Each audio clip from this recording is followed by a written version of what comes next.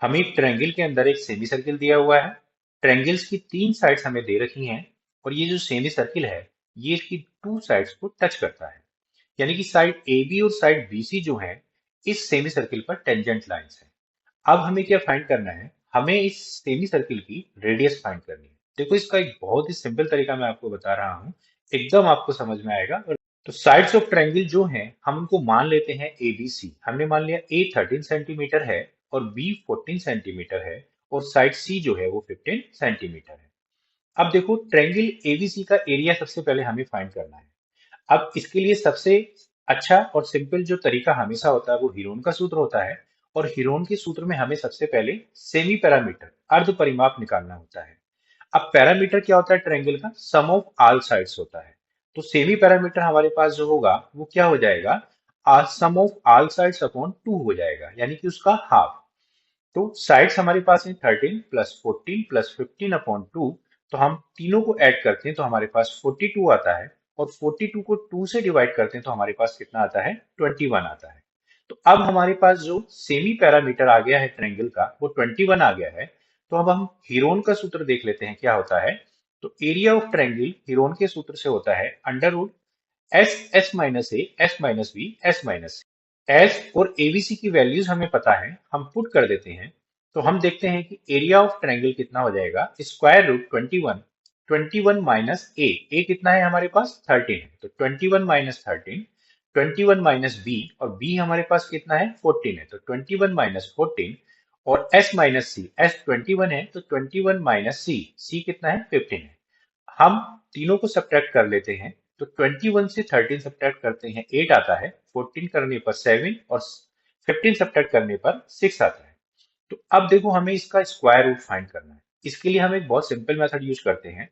हम 21 को 7 3 जा 21 लिख लेते हैं, 8 को 4 2 जा 8 लिख लेते हैं, 7 ऐसे ही लिखा रहता है और 6 को 3 2 जा 6 लिख लेते हैं। अब हम देखते हैं कि 7 भी हमारे पास एक पेयर में आ गया, 3 भी हमारे पास एक पेयर में आ गया, 2 भी हमारे पास एक पेयर में आ गया। और 4 का स्क्वायर रूट हम जानते हैं वो कितना होता है, 2 होता है। तो हम तीनों को उनको एक एक बार लिख लेते हैं और 4 का स्क्वायर रूट लिख लेते हैं। तो 7 3, 4 का स्क्वायर रूट 2 और 2 भी हमारे पास पेयर में है तो हमने 2 भी लिख लिया। अब हम इन सब की मल्टीप्लाई करते हैं तो हमारे पास एरिया कितना आता है, 84 स्क्वायर सेंटीमीटर आता है। अब हमारे पास किसका ट्रायंगल का एरिया आया है। अभी हमें क्या फाइंड करनी है, रेडियस फाइंड करनी है सेमी सर्किल की। तो अब हम देखते हैं कि अब हम आगे क्या करना पड़ेगा। हमें इस सेमी सर्किल की रेडियस फाइंड करनी है। ट्रायंगल एबीसी के अंदर हमारे पास सेमी सर्किल है। तो हम इस सेमी सर्किल के सेंटर को बी पॉइंट से मिला देते हैं। तो सेंटर को बी पॉइंट से मिलाते हुए हमने एक रेखा खींची। तो ये रेखा हमारे पास हो गई ओ बी। अब हम क्या करते हैं कि जो टेंजेंट लाइंस हैं, अब हमारे पास दो टेंजेंट लाइन है, लाइन ए बी और लाइन बी सी। इस सेमी सर्किल पर टेंजेंट लाइंस हैं, स्पर्श रेखाएं हैं। तो हम इन के जो पॉइंट ऑफ कांटेक्ट है, स्पर्श बिंदु है, उनसे मिलाते हुए एक एक रेडियस दोनों स्पर्श बिंदुओं पर ड्रॉ कर देते हैं। तो हम देखते हैं कि हमारे पास जो लाइन आई ओ क्यू और ओपी, दो हमारे पास रेडियस है सेमी सर्किल की। अब एक देखो मैं आपको थ्योरम बताता हूं जो होती है कि कोई भी रेडियस जो टेंजेंट पर पॉइंट ऑफ कांटेक्ट यानी कि जो स्पर्श बिंदु होता है उस पर मीट करती है, तो वो रेडियस हमेशा उस पर परपेंडिकुलर होती है। यानी कि वो कितना एंगल बनाती है, 90 डिग्री का एंगल बनाती है। तो ये एंगल भी हमारे पास 90 डिग्री है और ये एंगल भी हमारे पास कितना है, 90 डिग्री है। बहुत इंपॉर्टेंट पॉइंट है, इस पॉइंट को आपको याद रखना है कि रेडियस जो किसी भी टेंजेंट लाइन के पॉइंट ऑफ कांटेक्ट को मीट करेगी वो उस पर हमेशा कैसी होगी, परपेंडिकुलर होगी, लंबवत होगी, 90 डिग्री का एंगल बनाएगी। तो ओपी और ओक्यू दो रेडियस हैं और दोनों ही इस पर कितने एंगल बना रही हैं, 90 90 का एंगल बना रही हैं। अब हम देखते हैं कि ट्रायंगल ए बी सी का जो हमारे पास एरिया है वो अब दो ट्रायंगल्स में डिवाइड हो गया है। एक ट्रायंगल ओ ए बी और दूसरा ट्रायंगल हमारे पास है ओ बी सी। तो यानी कि जो ट्रायंगल एबीसी का एरिया है वो इस ट्रायंगल और नीचे वाले ट्रायंगल दोनों ट्रायंगल के सम के बराबर होगा। अब सिंपली हम जानते हैं कि किसी भी ट्रायंगल का जो एरिया होता है वो कितना होता है, 1/2 बेस इंटू हाइट होता है। अगर हमें हाइट पता है तो ये सबसे सिंपल फॉर्मूला है ट्रायंगल का एरिया फाइंड करने का। तो अब हम देखते हैं कि इस ट्रायंगल में जो हाइट है वो हाइट कितनी है, ओपी है। और ट्रायंगल ओ बी सी की जो हाइट है, हाइट कितनी है, ओ क्यू है। तो हम लिख लेते हैं कि area of triangle ABC is equal to area of triangle O A B plus area of triangle O B C. तो 1/2 बेस, तो ट्रायंगल ओ ए बी ये वाला ट्रायंगल है और इसका बेस हमारे पास कितना है, ए बी है।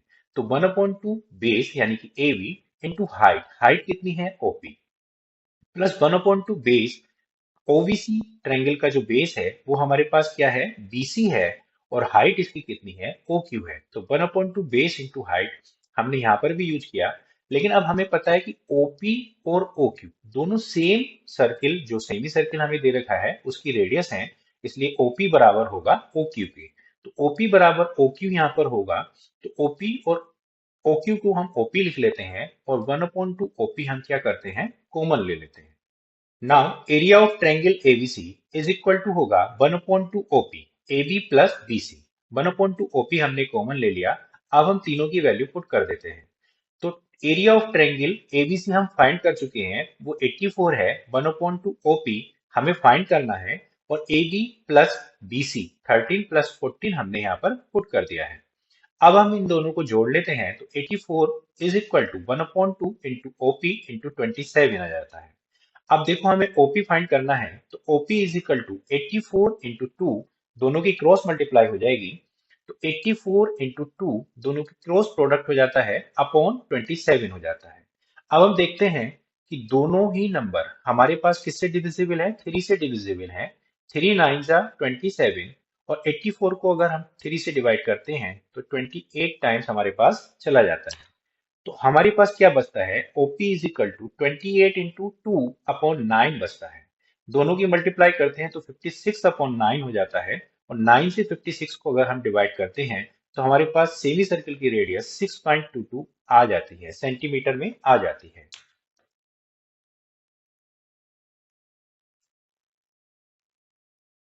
अब देखो एक क्वेश्चन मैं आपको प्रैक्टिस के लिए देता हूं, इस क्वेश्चन को सॉल्व कीजिए और आंसर अपना कमेंट बॉक्स में लिखिए।